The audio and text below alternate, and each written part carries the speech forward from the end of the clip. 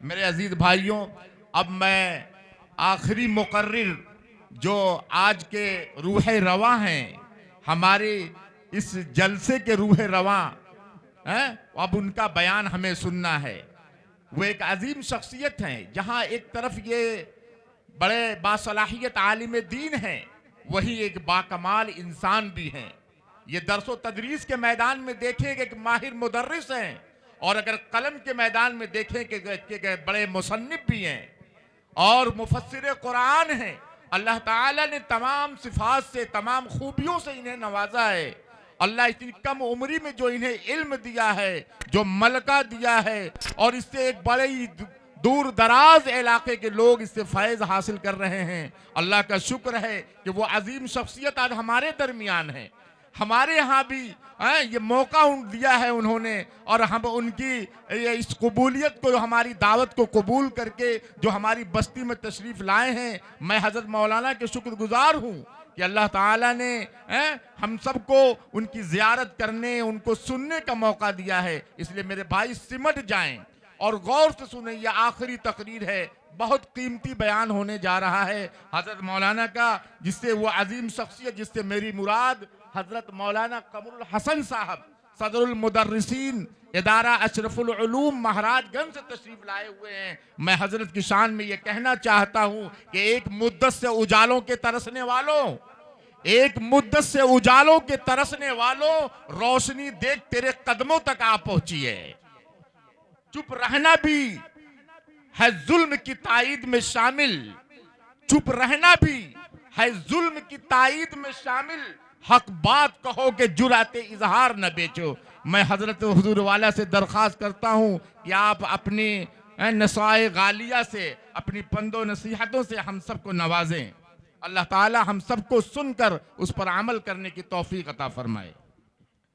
بسم اللہ الرحمن الرحیم نحمده ونستعینه ونستغفره ونؤمن به ونتوکل علیہ ونعوذ باللہ من شرور انفسنا ومن سیئات اعمالنا من يهده الله فلا مضل له ومن يضلله فلا هادي له ونشهد ان لا اله الا الله وحده لا شريك له واشهد ان محمدا عبده ورسوله وصلى الله تعالى على خير خلقه محمد وآله وأصحابه أجمعين أما بعد أعوذ بالله من الشيطان الرجيم بسم الله الرحمن الرحيم وسارعوا إلى مغفرة من ربكم وجنة عرضها السماوات والأرض أعدت للمتقين الذين ينفقون في السراء والضراء والكاظمين الغيظ والعافين عن الناس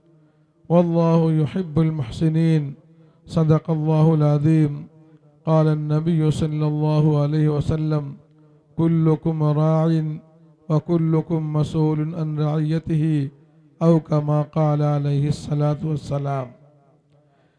قابل قدر سامعین اعظام اور پردہ نشیں معزز خواتین، واقعی آپ لوگوں کے دل میں اللہ اور رسول کی محبت، اسلام اور ایمان کے تئیں ہمدردی اور مدرسے سے، ادارے سے گہرا لگاؤ، یہ اسی کا نتیجہ ہے کہ آپ ابھی تک جم کر بیٹھے ہوئے ہیں۔ مغرب بعد سے پروگرام شروع ہوا، آپ نے کئی مقرروں کی تقریریں، کئی نعت خواں کی نعت کو سماعت کیا۔ رات 9 بج چکے ہیں، کچھ لوگوں کو بھوک بھی لگی ہوگی، ٹھنڈک بھی لگ رہی ہوگی، لیکن یہ سب آپ برداشت کر کے بیٹھے ہوئے ہیں۔ یہ حقیقت میں رسول اللہ صلی اللہ علیہ وسلم کی محبت کا اثر ہے۔ آدمی مسلمان یہ سمجھتا ہے، یا عام لوگ یہ سمجھتے ہیں کہ اس وقت مسلمانوں کے دل میں رسول کی عظمت نہیں ہے۔ یہ ان کی غلط فہمی ہے۔ رسول اللہ صلی اللہ علیہ وسلم کی جب سے بعثت ہوئی ہے اور آج تک کبھی بھی ایمان والوں کے دل میں رسول کی عظمت میں کمی نہیں آئی. ہر زمانے میں اظہار کے طریقے الگ الگ رہے. جب جب زمانے نے مسلمانوں کو رسول کی محبت کے تحت آزمایا، اس زمانے میں رسول کے دیوانوں نے محبت کا اظہار کر کے دکھلایا. اللہ تبارک و تعالی سے دعا ہے، اللہ تعالی اس بستی میں یہ جو اعجاز القرآن اکیڈمی کی بنیاد رکھی گئی ہے، اس بستی کے لیے باعث خیر و برکت بنائے، بلکہ علاقے کے لیے بھی اس کو باعث خیر و برکت بنائے. آپ لوگوں کو ایک خوشخبری سناؤں، یہ کسی بستی کے اندر قرآن کی نسبت سے، ایمان کی نسبت سے، اللہ اور اس کے رسول کی نسبت سے اگر کوئی اینٹ رکھی جاتی ہے تو یہ اس بستی والوں کا کمال نہیں ہوتا ہے، اللہ کی طرف سے انتخاب ہوتا ہے، اس جگہ کو چن لیا جاتا ہے. رسول اللہ صلی اللہ علیہ وسلم جب مدینہ منورہ تشریف لے گئے تو ہر انصار کے دل کی یہ خواہش تھی، یہ تمنا تھی کہ آپ ہمارے یہاں مہمان بنے، ہمیں میزبانی کا شرف حاصل ہو. لیکن رسول اللہ صلی اللہ علیہ وسلم نے فرمایا کہ اس اونٹنی کو چھوڑ دو، یہ اوپر والے کے اشارے پر چل رہی ہے، یہ ہمارے اختیار میں نہیں ہے، یہ اللہ کا انتخاب ہوگا.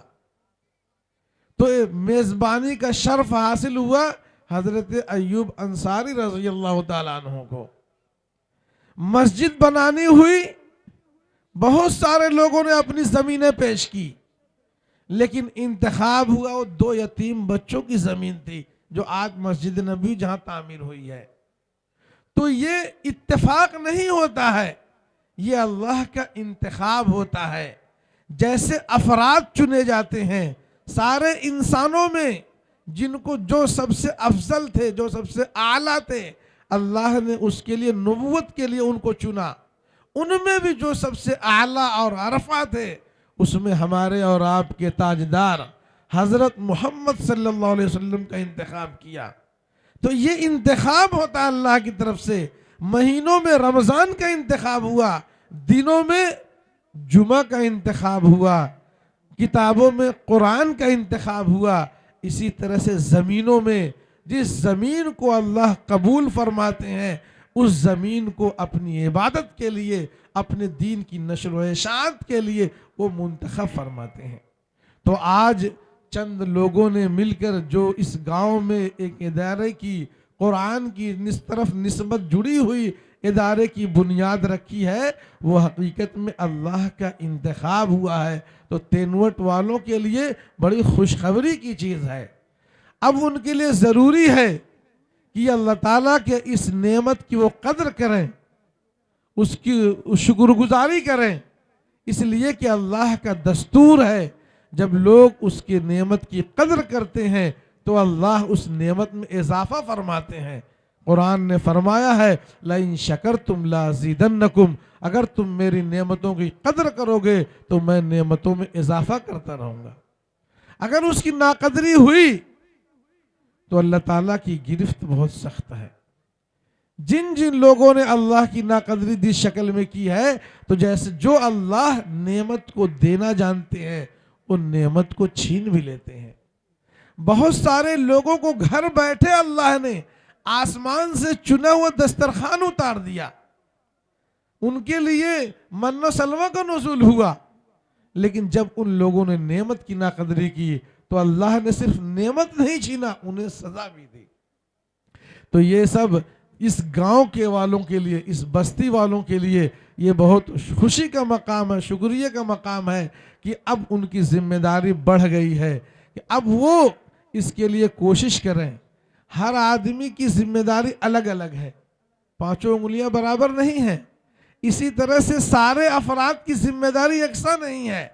اللہ نے جس کو جو صلاحیت دی ہے اس صلاحیت کے اعتبار سے اس کی ذمہ داری ہوتی ہے۔ رسول اللہ صلی اللہ علیہ وسلم نے فرمایا ہے کلکم راعٍ، تم میں سے ہر فرد ذمہ دار ہے، مرد ہے، عورت ہے، عالم ہے اور دوسرا پڑھا لکھا جو بھی ہے، اس کی اپنے حیثیت سے اللہ نے جو اس کو صلاحیت دی ہے، جو لیاقت دی ہے، جو اہلیت دی ہے، اس کا وہ ذمہ دار ہے۔ کل قیامت کے دن اس سے اس کی ذمہ داری کے بارے میں پوچھا جائے گا۔ تو آپ یہ سمجھیں، آپ کی بستی میں جو بنیاد رکھی گئی ہے اس کے تعلق سے اب ہر فرد پر ایک ذمہ داری عائد ہوتی ہے۔ آپ اس کو آگے بڑھانے کے لیے کون سا کردار ادا کر سکتے ہیں؟ جن کو اللہ نے مال کی دولت سے نوازا ہے وہ اپنا مال کے ذریعے تعاون کریں۔ جن کو اللہ نے دوسری آپ کسی کو ادھر توجہ دلا سکتے ہیں، آپ کے جاننے والوں میں کوئی صاحب حیثیت ہے ان کو آپ بتائیں۔ اسی طرح سے اگر اس پر کوئی آفت اور بلا آ رہی ہے، اس کے اوپر کوئی رکاوٹ آ رہی ہے تو آپ دیوار بن کر کھڑے ہو جائیں کہ نہیں، یہ اس اینٹ کا اجڑنا وہ ہماری ذات کا، ہمارے گھر کا اجڑنا ہے، اس لیے پورا گاؤں متحد ہو کر اس کے لیے کھڑا ہو۔ جب وہاں تعلیم شروع ہو تب ہر فرد کی ذمہ داری ہے کہ اب اپنے بچوں کو وہاں تک پہنچائے۔ اس وقت تعلیمی اداروں کی کمی نہیں ہے، تعلیم عام میں کہہ رہا ہوں، چاہے وہ دنیا کی ہو یا دین کی ہو، جو بھی ہو۔ اور اس وقت تعلیمی اعتبار سے ایسا نہیں کہ بیداری نہیں ہے، اب ہر شخص بیدار ہو چکا ہے، سمجھ رہا ہے کہ بھائی زمانے میں ترقی کرنے کے لیے علم بہت ضروری ہے، اور اب رکشہ چلانے والا بھی اپنا پیٹ کاٹ کے اپنے بیٹے کو آگے بڑھا رہا ہے۔ کمی کس بات کی ہے؟ ایک مسلمان ہونے کی وجہ سے ہم سب کی ذمہ داری یہ ہے کہ جیسے رسول اللہ صلی اللہ علیہ وسلم کی بعثت سے لے کر آج تک اسلام صحیح سالم حالت میں ہم تک لوگوں نے پہنچایا، ہمارے پرکھوں نے، ہمارے اسلاف نے رسول اللہ صلی اللہ علیہ وسلم پر جس طرح سے قرآن اترا تھا، جس انداز سے جبریل امین نے رسول اللہ صلی اللہ علیہ وسلم کو سنایا، رسول اللہ صلی اللہ علیہ وسلم اسی لب و لہجے کے ساتھ، اسی حرف کے ساتھ، بغیر کسی تبدیلی کے ہم تک پہنچایا۔ آج قرآن اسی حالت میں موجود ہے۔ قرآن کے ایک زبر میں، ایک زیر میں، ایک لفظ میں تبدیلی تو دور کی بات ہے۔ آپ کو حیرت ہوگی، آپ میں سے کسی کی زبان عربی نہیں ہے، لیکن پھر بھی دیکھیے کتنے اطمینان سے ہم عربی پڑھتے ہیں۔ جو ہم قرآن پڑھ رہے ہیں اسی لہجے کے ساتھ قرآن اترا اور اسی لہجے کے ساتھ ہم تک آیا ہے۔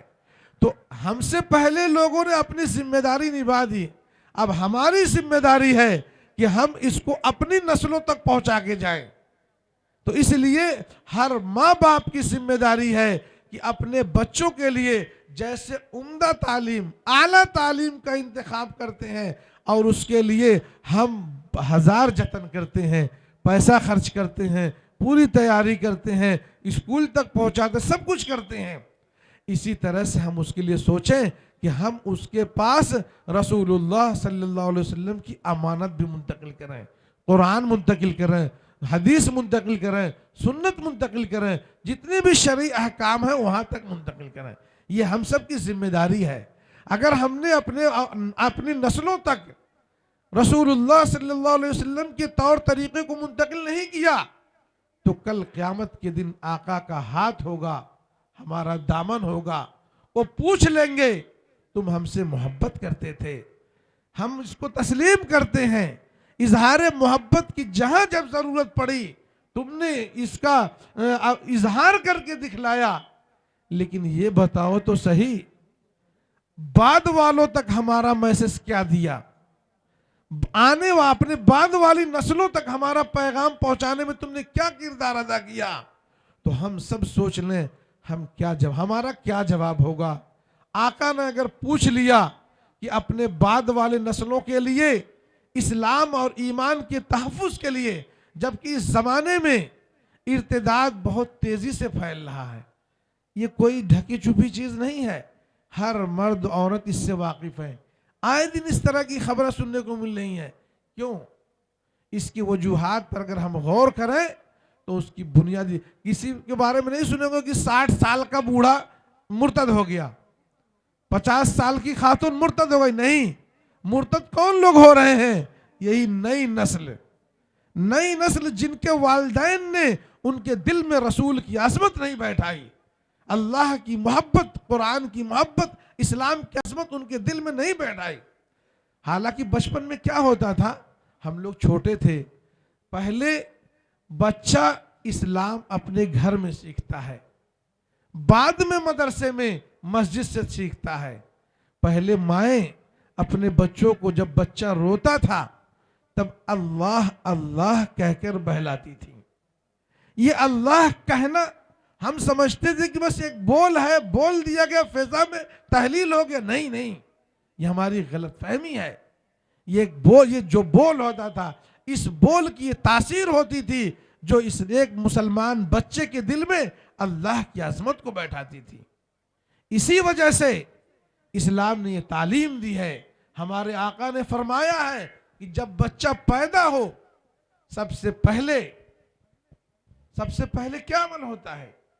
بچہ پیدا ہوتا ہے تو سب سے پہلے صاف ستھرا کرنے کے بعد رسول نے تعلیم دی ہے اس کے کان کے راستے اس کے دل تک اللہ کی کبریائی پہنچائی جائے. اللہ اکبر، اللہ اکبر، اشہد ان لا الہ الا اللہ. اس بات پہ پیغام پہنچایا جائے دنیا میں عبادت کے لائق کوئی ہستی نہیں. اس کے ساتھ ساتھ رسول کی محبت پہنچائی جائے، اشہد ان محمد رسول اللہ. آپ سوچیں، کبھی اس پہلو پر غور کریں. بچہ معصوم ہے، کچھ بھی نہیں جانتا. کیا وجہ ہے کہ اس کے کان میں، دائیں کان میں اذان کے کلمات کہلوائے جا رہے ہیں، وہ بھی عربی زبان میں. بائیں کان میں تکبیر کے کلمات کہلوائے جا رہے ہیں. کیوں کہلوائے جا رہے ہیں؟ سنجیدگی سے غور کیجئے. اس لیے کہ رسول اللہ صلی اللہ علیہ وسلم یہ چاہتے تھے کہ جب آدم کی اولاد دنیا میں آئی تو سب سے پہلے اس کے دل میں اللہ کی عظمت، اس کے کان کے راستے اس کے دل پر جو بات نقش ہو وہ اللہ کی عظمت اور کبریائی کی. ہم سمجھتے ہیں کہ لغو ہے. نہیں، یہ لغو نہیں ہے. یہی وہی ماں باپ، ہمارے ماں باپ کیا تھے؟ جتنے لوگ یہاں 50-60 سال کے بیٹھے ہوئے سب سے پوچھ لیجئے، عام طور سے سب کے والدین پڑھے لکھے نہیں تھے. کسی اسکول کالج تعلیم عام تھی ہی نہیں، لیکن ان کے دل میں اللہ کا خوف بیٹھا ہوا تھا، رسول کی محبت تھی. زبان پر ہر لمحہ اللہ کی صدائیں بلند ہوتی تھی. بچہ روتا تھا تو اللہ ہی کہہ کر، اللہ اللہ کہہ کر بہلاتی تھی. ہماری وہ پاکیزہ خواتین تھی، کسی یونیورسٹی کالج کی فارغ نہیں تھی، لیکن یہ اہتمام کرتی تھی کہ بچے کو دودھ پلاتی تھی تو باوضو دودھ پلاتی تھی. بچے کو جب دودھ پلاتی تھی تو بسم اللہ کہہ کر پلاتی تھی. ان کی وہ محبت، ان کی وہ عظمت، وہی دودھ کے راستے سے بچے کے دل میں پیوست ہوتا تھا، ایمان راسخ ہو جاتا تھا. اسی وجہ سے ان کی دودھ پلائے ہوئی اولادیں، ان کے ایمان کو کوئی نہیں ڈگمگا سکتا. وہ بدعمل ہو سکتے ہیں، وہ چور ہو سکتے ہیں، وہ شرابی ہو سکتے ہیں، لیکن ان کے ایمان کو کوئی نہیں چھین سکتا. میں آپ کو ایک شرابی کا واقعہ بتاتا ہوں. ایک بہت بڑے شاعر اپنے وقت کے شکیل بدایونی تھے.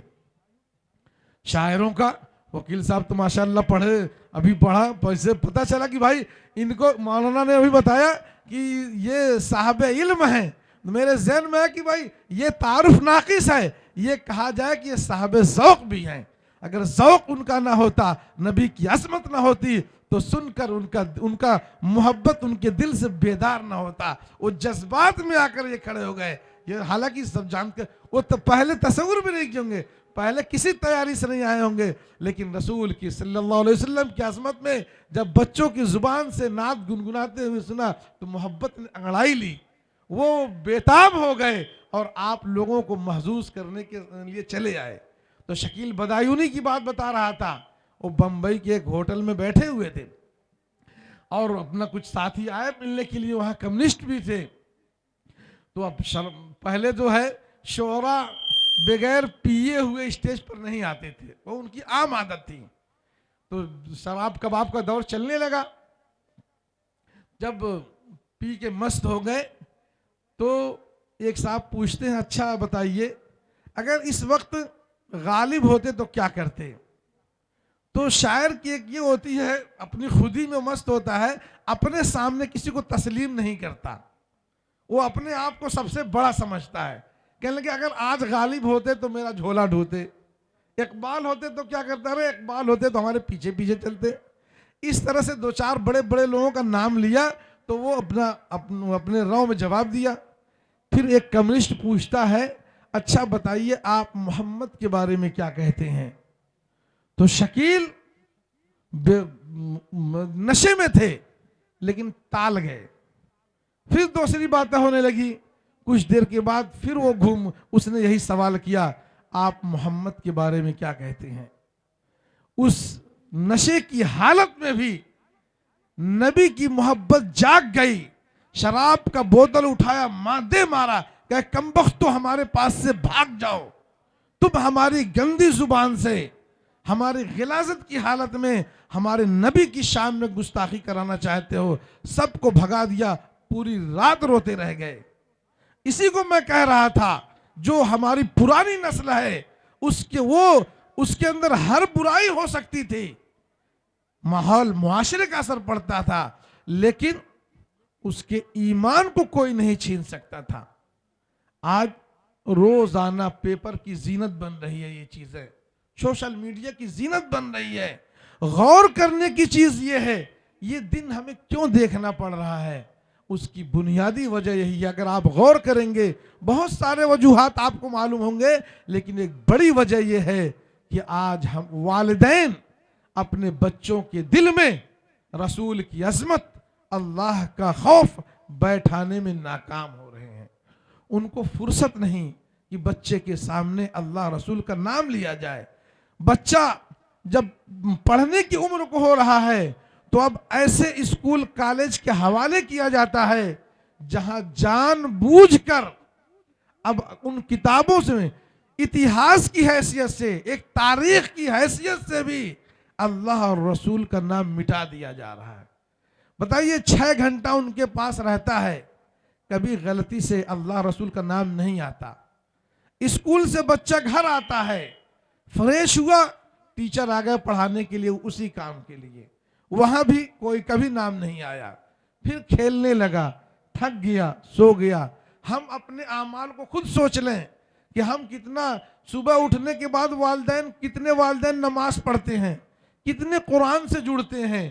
ہمارا بچہ خود اپنے گھر میں نماز اور تلاوت کو نہیں دیکھ رہا ہے، نہ اللہ کا نام سن پا رہا ہے، نہ رسول کا تذکرہ سن رہا ہے، نہ قرآن کی تلاوت کو دیکھ رہا ہے، نہ والدین کو نماز پڑھتے ہوئے دیکھ رہا ہے. وہ بچپن سے لے کے 3 سال سے لے کر 15 سال تک، 18 سال تک پہنچ گیا، اس کے دل میں کہیں بھی اللہ رسول کا نام نہیں آیا.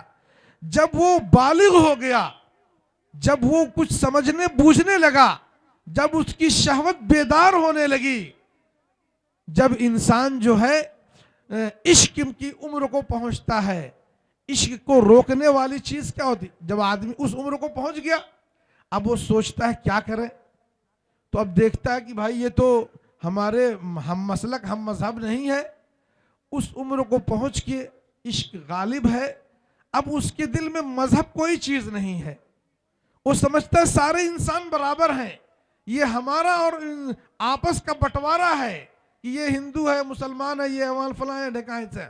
وہ اس کو یہ سمجھنے لگتا ہے. یہ کیوں؟ اس لیے کہ اس کے دل میں مذہب کی عظمت نہیں بیٹھی ہے. اس لیے وہ آپسی بٹوارا سمجھتا ہے، اور وہ جیسے ہم دوسرے گناہ کرنے کو عیب نہیں سمجھتے، اسی طرح سے وہ تبدیلی مذہب کو عیب نہیں سمجھتا. بہت خوشی خوشی اس کو قبول کرتا، لڑکا ہو یا لڑکی. اسی وجہ سے جاتا ادھر. اگر وہ یہ چیز، اب پہلے کیا تھا، ہماری عمر سے جو زیادہ کے لوگ ہیں، 50 سال کے لوگ، 60 سال کے جو لوگ ہیں، ان کو یاد ہوگا عشق کوئی نئی چیز نہیں ہے. ایسا نہیں کہ عشق آج پیدا، عشق تو اسی وقت سے ہے. پہلے جب دو مذہب والوں میں محبت ہوتی تھی تو ہمیشہ مذہب کی جیت ہوتی تھی، عشق ہار جاتا تھا۔ کسی مسلم بچی کو کسی غیر مسلم سے عشق ہوتی تھی تو وہ مسلم بچی اس ہندو بچے کو مجبور کرتی تھی، اگر ہم کو چاہتے ہو تو ہمارے مذہب میں آؤ۔ ایسا سننے میں نہیں آتا تھا کہ کوئی مسلم لڑکی یا مسلم لڑکا بہک گیا ہو۔ کبھی آپ نے اس پہلو پر غور کیا؟ وہ کیوں؟ اس لیے کہ یہ اللہ کا خوف اور رسول کی محبت ہی وہ آخری بیڑی ہوتی تھی جو انسان کو بے ہوشی کی حالت میں اور عشق میں پاگل پنی کی حالت میں بھی اس کو جکڑ لیتی تھی۔ خبردار، تم کہاں جا رہے ہو؟ وہ اپنی ماں کو، جس ماں باپ نے بچپن سے پالا، ہر ناز و نخرہ برداشت کیا، جس قوم میں پلی بڑھی، جس خاندان کے لوگوں نے پیار دیا، وہ سب ایک لمحے میں بھول جاتے تھے۔ عشق کے نشے میں سب بھول جاتا تھا۔ صرف جو یاد رہتی تھی، جو چیز رکاوٹ کا سبب بنتی تھی، وہ ہوتی تھی اللہ کی عظمت اور رسول کی محبت۔ آج جو ہمارے ماؤں بہنوں سے اور ہمارے والدین سے وہ چیز رخصت ہو رہی ہے۔ اس لیے ضرورت اس بات کی ہے کہ ہم پھر سے انہی چیزوں کو لائیں، ہم اہتمام کریں۔ جیسے ہم بچے کے لیے بتائیں کہ بھائی اسکول جانے کے لیے ہم تیاری کراتے ہیں، بیمار پڑتا ہے دوا علاج کرتے ہیں، ہم بچے کی ہر ضرورت پوری کرتے ہیں، اسی طرح سے اس کی تربیت کا ایک حصہ سمجھ کر ہم بچے کے سامنے بات بات پر اللہ کا نام لیں۔ بیٹا بیمار پڑ گیا تو اس کے سامنے اس کا ذکر کریں، بیٹے اللہ بیماری دیتے ہیں، دعا کرو اللہ تعالیٰ شفا دے دیں گے۔ کوئی گھر میں پریشانی آئی، اچھا بیٹے یہ اللہ تعالیٰ نے پریشانی دی ہے، دعا کیا جائے اللہ تعالیٰ اس کو ٹھیک ہے دور کر دیں گے۔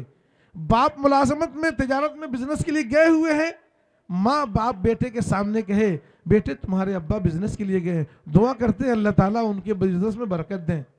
صبح سے لے کے شام تک ایک وظیفہ بنا لیں، بغیر گنے ہوئے کم سے کم 100 بار آپ اپنے بچے کے سامنے اللہ تعالیٰ کا کسی نے اس نوعیت سے تعارف کروائیں، یہ باتیں کہیں، یہ نہ سمجھے کہ یہ لغو ہیں، ہوا میں ہو کے ختم ہو جا رہے، نہیں، یہ بچے کے دل میں اللہ کی محبت بیٹھانے کا ایک طریقہ ہے، ایک ذریعہ ہے جو ہمیں رسول نے دیا تھا۔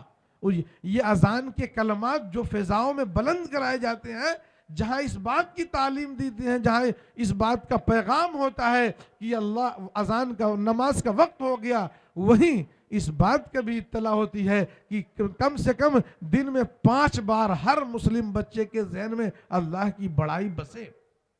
تو ہم اہتمام کر کے اپنے گھروں میں اس کا ماحول بنائیں، ہر چھوٹا بڑا اس کو کہے اور بڑھتے۔ رسول اللہ صلی اللہ علیہ وسلم نے صبح سے لے کر شام تک دعائیں اسی لیے تلقین کی تھی، ہر کام سے پہلے بسم اللہ پڑھیں، کھائیں تو بسم اللہ، باہر نکلیں تو بسم اللہ، بیت الخلا جائیں تب دعا پڑھیں، نکلیں تو دعا پڑھیں، ہر وقت جو تسبیحات رسول اللہ صلی اللہ علیہ وسلم نے بتائی، کیوں؟ اسی لیے تاکہ ہمارے دل میں اللہ کی عظمت بیٹھ جائے۔ تو ہم اس کا اہتمام کریں، اس کی کوشش کریں۔ اور میں یہاں کے باشندوں، یہاں کے لوگوں سے خاص طور سے کہتا ہوں، جس مدرسے کی بنیاد رکھی گئی ہے ابھی سے نیت کریں کہ اب ہم اپنے بچے کو اسی جگہ پڑھائیں گے انشاءاللہ۔ جو مولانا یوسف صاحب کا خواب ہے وہ یہ کہ وہاں دین کے ساتھ ساتھ دنیا کی تعلیم ہو۔ جو بچے آپ کے اسکول میں جا کر پڑھتے ہیں وہ اسکول کی تعلیم یہاں ہو، اس کے ساتھ ساتھ وہ آپ کے بچے کو دین بھی پڑھائیں۔ اور سب سے بڑی جو چیز ہوگی وہ آپ کو دینی ماحول ملے گا، دینی تربیت۔ دینی ماحول میں، دینی تربیت میں بچہ آپ کا پروان چڑھے گا۔ جو میں کہہ رہا ہوں، جو کہ صبح سے شام تک ماں اس کے سامنے اللہ کے کلمات بولے، وہاں وہ چیز ملے گی۔ اسکول میں وہ ماحول نہیں ملتا، کتاب سے بھی غائب ہے، ماحول سے بھی غائب ہے۔ تو اس اعجاز القرآن اکیڈمی کی جو خصوصیت ہے، جو چیز ذہن میں رکھ کے مولانا یوسف چل رہے ہیں، اس میں ایک بنیادی چیز یہی ہے کہ آپ کے بچوں کو ایک اسلامی ماحول میں دین اور دنیا دونوں کی تعلیم دی جائے گی۔ آپ لوگ ان کا ہر ممکن تعاون کریں۔ بہرحال بات لمبی ہوتی چلی گئی۔ مولانا نے مجھ سے خاص طور پر ایک بات کہی تھی کہ بھائی سارے لوگوں نے تو اسکول ہی پر بات کی ہے، آپ جو ہے ہمارے معاشرے میں جو خرابیاں ہیں اس پر تھوڑی روشنی ڈالیں۔ میں بھی بہرحال جو بات شروع کیا، یہ تو آج کی، یہ صرف اس گاؤں کی نہیں، پورے ملک کی یہ بیماری تھی، وہ میں نے ذکر کی ہے۔ اور اسی طرح سے سامنے رمضان آ رہا ہے، کچھ لوگ رمضان کو بوجھ سمجھتے ہیں کہ ارے یار اس مہینے میں تو اب روزہ بھی رکھنا پڑے گا، نہیں روزہ رکھیں گے تو چھپ کے کھانا پڑے گا، نماز بھی پڑھنی پڑے گی اور تراویح بھی پڑھنی پڑے گی۔ یہ جن لوگوں کے ذہن میں ہے وہ توبہ استغفار کریں، کلمہ پڑھ کر ایمان کی تجدید کریں۔ یہ اتنی غلط سوچ ہے کہ اگر اس سوچ کو آپ نے زبان سے ادا کر دیا تو آپ کے ایمان کے چھن جانے کا خطرہ ہے۔ یہ اتنا مقدس مہینہ ہے، اتنا بعظمت مہینہ ہے، رسول اللہ صلی اللہ علیہ وسلم 2 مہینہ پہلے سے دعا فرماتے تھے کہ اے اللہ ہمارے رجب اور شعبان کے مہینے میں برکت عطا فرما، ہمیں رمضان کا مقدس مہینہ عطا فرما۔ سوچئے ایسے عام مہینہ ہوتا تو حضور اتنا اہتمام فرماتے؟ رسول اللہ صلی اللہ علیہ وسلم نے رمضان کے مہینے کا جو تعارف کروایا ہے، آپ فرماتے ہیں اس بابرکت مہینے میں اللہ تعالیٰ کے یہاں جنت بہت اہتمام سے سجائی جاتی ہے، جہنم کے دروازے بند کر دیے جاتے ہیں، شیاطین کو قید کر دیا جاتا ہے، مسلمان کی روزی بڑھا دی جاتی ہے۔ اتنا اہتمام اور جتن کیا جا رہا ہے، اور ہم اس کو یہ نہ سمجھے کہ ارے یہ یوں ہی ہے، نہیں۔ جیسے اگر ہمارا کوئی دوست امریکہ یا لندن سے آئے اور یا اسی ملک سے کسی کو گھوم کر آیا، کشمیر کی وہاں کی دلکشی بیان کرنے لگے، بہت خوبصورت ہے، بڑا اچھا ہے یہ وہ، تو سننے والے کے دل میں ایک سیکنڈ کے لیے یہ وسوسہ نہیں ہوتا کہ جھوٹ بول رہا ہے، بلکہ یہ داعیہ پیدا ہوتا ہے کہ یار ہم بھی آپ کی چھٹی گزارنے کشمیر جائیں گے، فلاں جگہ جائیں گے۔ اس سے بھی زیادہ یقین کریں کہ رسول اللہ صلی اللہ علیہ وسلم نے جو باتیں بیان فرمائی ہیں رمضان کے تعلق سے یا کسی بھی جنت اور دوزخ کے تعلق سے جو باتیں بیان کی ہیں، وہ ہمارا عقیدہ ہے۔ ہماری آنکھ سے دیکھی ہوئی چیز غلط ہو سکتی ہے، لیکن رسول اللہ صلی اللہ علیہ وسلم کی بتائی ہوئی بات ایک بات بھی غلط نہیں ہو سکتی۔ یقین رکھیں، اس جو مہینہ آ رہا ہے اس مہینے کی ابھی سے تیاری کریں، اس سے بھرپور فائدہ اٹھانے کی کوشش کریں، ابھی سے تیاری کریں کہ ہم کیسے اس مہینے کے ایک ایک لمحے سے فائدہ اٹھا سکتے ہیں، ضائع نہ ہونے پائے۔ ہر وقت پورا 30 دن قبولیت کی گھڑی ہے، آپ جو مانگیں آپ کی مراد پوری کی جائے گی۔ ایک حدیث میں ہے جو رمضان کا مہینہ پائے اور اپنی مغفرت نہ کرا سکے وہ اس کا غارت ہو جائے۔ حدیث میں ہے جو پس منظر ذکر کیا گیا ہے، آپ ایک مرتبہ ممبر پر تشریف لے گئے، پہلے پر قدم رکھا کہا آمین، دوسرے پر قدم رکھا کہا آمین، تیسرے پر قدم رکھا کہا آمین۔ جب تقریر خطبے سے فارغ ہوئے صحابہ نے پوچھا آج خلاف معمول ایک چیز دیکھی گئی ہے، کیا ہوا؟ آقا فرماتے ہیں جب میں نے قدم رکھا جبریل آ گئے، جبریل کہہ رہے تھے کہ جو رمضان کا مقدس مہینہ پائے اور اپنی مغفرت نہ کرا سکے ایسا شخص ہلاک و برباد ہو جائے۔ جس امت کے لیے رسول راتوں رات روتے رہتے تھے مغفرت کے لیے، جس امت کی بخشش کے لیے کل قیامت کے دن جب سارے لوگ جنت میں جا کر عیش کر رہے ہوں گے، ہمارے اور آپ کے آقا جنت میں جانے کے بعد بھی بے چین ہوں گے۔ جب تک ایک ایک امتی کو جہنم سے نہیں نکلوا دیں گے اس وقت تک آپ کو سکون نہیں ملے گا، آپ کو قرار نہیں ملے گا، آپ جنت میں بھی جا کر بے چین ہوں گے۔ بتائیے اس امتی کے لیے کیسے زبان ہلتی؟ جبریل بددعا کر رہے ہیں، حضور کی زبان ہلے گی؟ نہیں ہلی۔ جبریل نے کہا آپ کہیے آمین۔ جبریل اللہ کے حکم سے کچھ بات کہتے تھے، جب آقا نے دیکھا کہ خود اللہ کا حکم ہے، اس لیے نہ چاہتے ہوئے بھی آمین کہا۔ اب ہر مومن سوچ لے کہ ہمارے لیے ہمارے آقا دنیا میں بھی روتے رہے، ہماری مغفرت کے لیے، ہماری بخشش کے لیے دنیا میں بھی روتے رہے، قیامت میں بھی روئیں گے، جنت میں بھی بے چین ہوں گے۔ ہم کہیں ایسا نہ ہو رمضان کا مہینہ آئے اور لاپرواہی میں، غفلت میں گزر جائے، ہم اسی نبی کی بد دعا سے ہم ہلاک اور برباد ہو جائیں، دنیا بھی برباد ہو، آخرت میں بھی برباد ہو جائے۔ اس لیے دوستو، بہت ڈرنے کی چیز ہے، بہت اہتمام سے برتنے کی چیز ہے۔ تو رمضان کا مہینہ آ رہا ہے، ہم اس مہینے کی پہلے سے تیاری کریں۔ اس کی تیاری کیا ہے؟ اس کی تیاری سب سے پہلی چیز یہ ہے، ہر مسلمان عاقل بالغ پہلے سے نیت کرے، دعا کرے کہ میں انشاءاللہ پورے مہینے کا روزہ رکھوں گا۔ اب حیرت ہوتی ہے، افسوس ہوتا ہے کہ اب مسلمانوں سے، خاص طور سے نوجوانوں سے یہ کہنا پڑ رہا ہے کہ روزہ رکھیں۔ ایک زمانہ تھا، ایک ایسا معاشرہ مسلمانوں کا تشکیل دیا گیا تھا کہ یہودی کا بچہ، خود یہودی مسلمانوں کے محلے میں رہنے والے غیر مسلم کی جرات نہیں ہوتی تھی کہ وہ کھلے عام بازاروں میں کچھ کھائے پیئیں۔ ایک یہودی نے، جو اسلام کے پکے دشمن ہوتے ہیں، صرف اس بات پر اپنے بیٹے کو تھپڑ مارا تھا کہ رمضان کے مہینے میں وہ سر عام کھا رہا تھا۔ اس نے کہا تم کو شرم نہیں آتی؟ مسلمانوں کا روزہ ہے اور تم بازار میں کھا رہے ہو۔ اب آپ سوچئے، ایک وہ معاشرہ تھا، اور آج جس معاشرے میں ہم رہیں، دھڑلے سے مسلم محلے میں ہوٹل کھلے رہتے ہیں، چائے کی دکانیں کھلی رہتی ہیں، کون جاتا ہے؟ ہمارا مسلم نوجوان جاتا ہے۔ گناہ کرنا تو جرم ہے ہی ہے، لیکن گناہ پر دوسرے کو گواہ بنانا یہ سنگین جرم ہے۔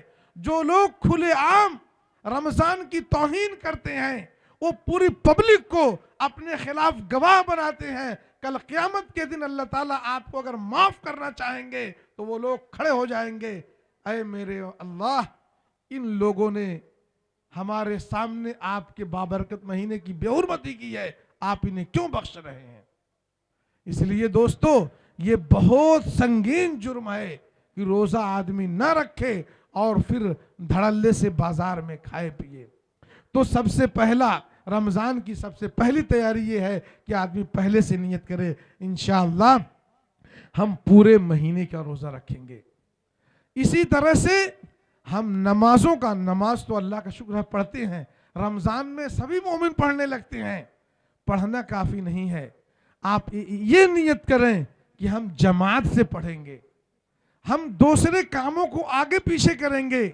معلوم نہیں دوبارہ ہمیں ہمارے زندگی میں رمضان آئے یا نہ آئے، اس لیے ہم پہلے سے نیت کریں کہ ہم 5 وقت کی نماز جماعت سے پڑھیں گے۔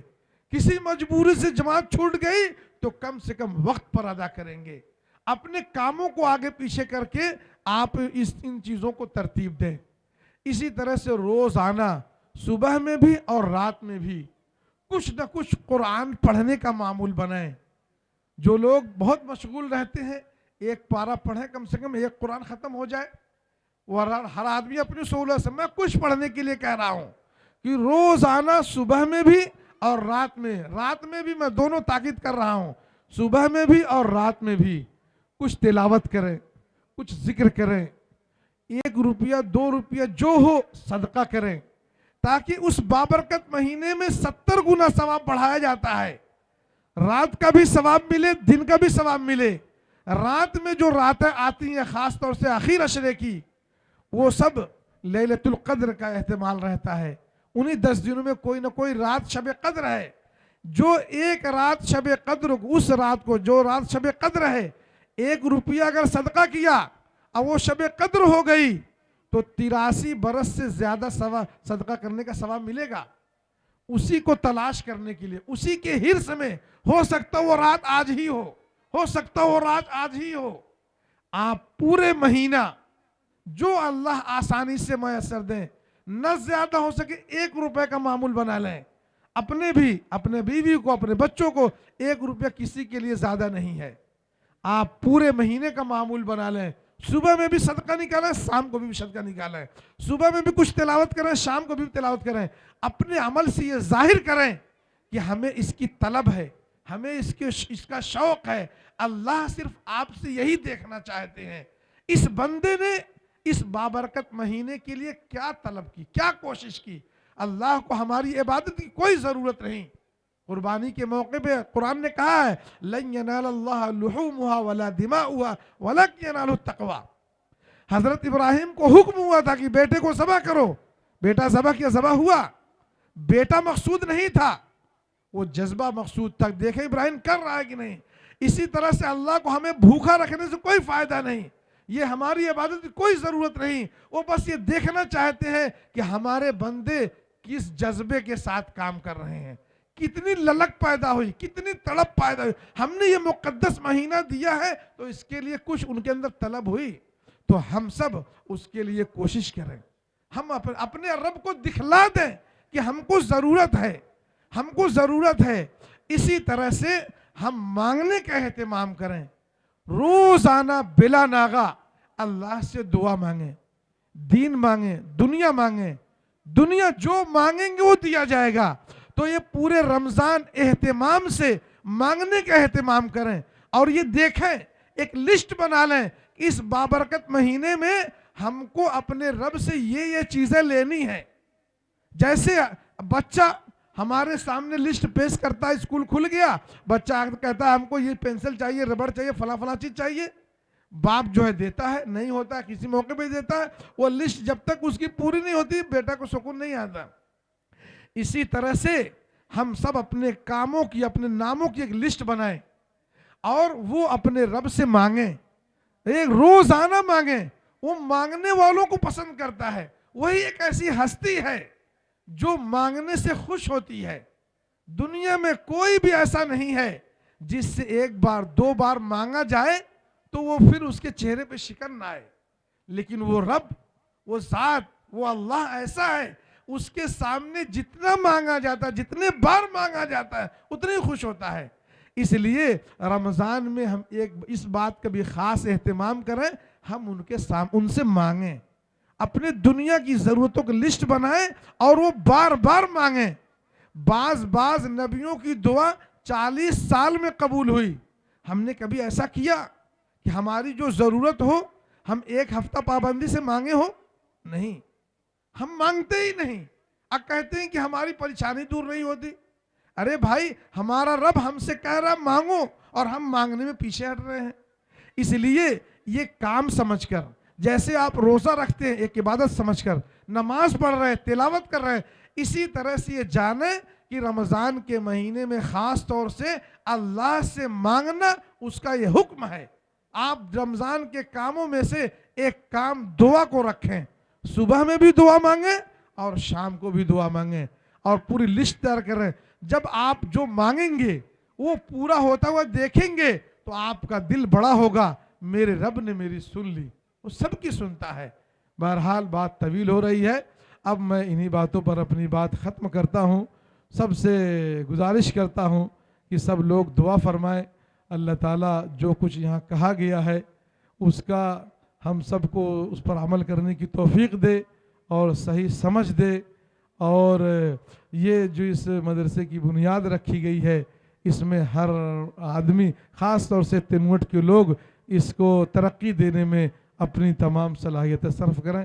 اللہ تعالیٰ ہم سب کو کہنے سننے کے ساتھ عمل کی توفیق عطا فرمائے. وآخر الدعوان الحمدللہ رب العالمین. ماشاء اللہ.